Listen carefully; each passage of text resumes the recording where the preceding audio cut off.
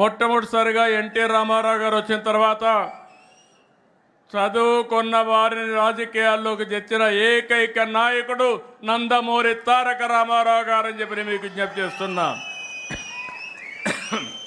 అది కూడా ఒక విజన్.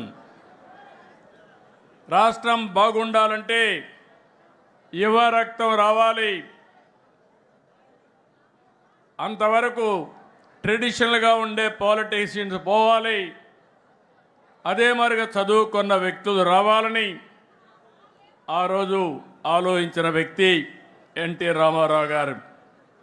ఇంకో పక్క మీరు ఒక్కసారి చూస్తే అంతవరకు పరిపాలనకే పరిమితమైన ప్రభుత్వాలు పేదల సంక్షేమానికి నాంది పలికిన మహానుభావుడు ఎన్టీ రామారావు గారు అని చెప్పి నేను మీకు తెలియజేస్తున్నా. ఇదే కాదు, అప్పటి వరకు ఎంతోమంది మనం చూసాం పరిపాలనలో అనుభవం ఉండి ఎలాంటి సంస్కరణలు జాని వ్యక్తులు. ఉండమ్మా, ప్లీజ్ ఉండు. తమ్ముడు ఉండు, మాట్లాడుతూ ఉండండి. మీ సమస్య మీది, మీకు చెప్పాం కదా, మాట్లాడతాం కదా, మీ పనులుగా చేయడానికి.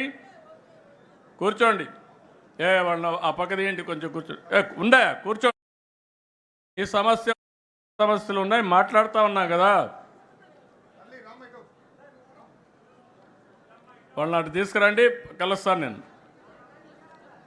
ఆ కుర్చీ తీసి ఆ పక్కన నిలబెట్టండి, నేను వచ్చి కలుస్తాను బయటప్పుడు.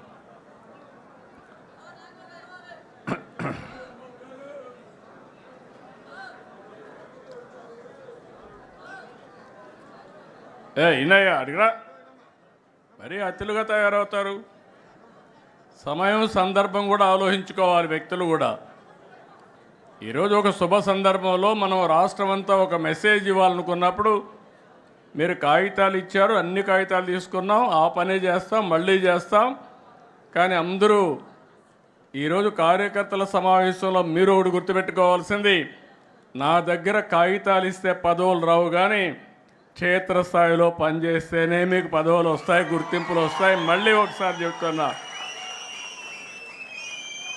నేను ఆ విషయంలో మీరందరూ గుర్తుపెట్టుకోవాల్సిన అవసరం. ఇంకా మనకు ఏదో కాగితం ఇస్తే పదవి వస్తుందని ఆలోచన చేస్తున్నారు, కానీ వేదిక పైన ఏ నాయకుడు చెప్పినా, రాష్ట్రంలో ఏ నాయకుడు చెప్పినా నేను ఇంటా. నిర్ణయం మాత్రం మీ పని మీదనే ఆధారపడుతుందని మరొకసారి విజ్ఞప్తి చేస్తున్నా.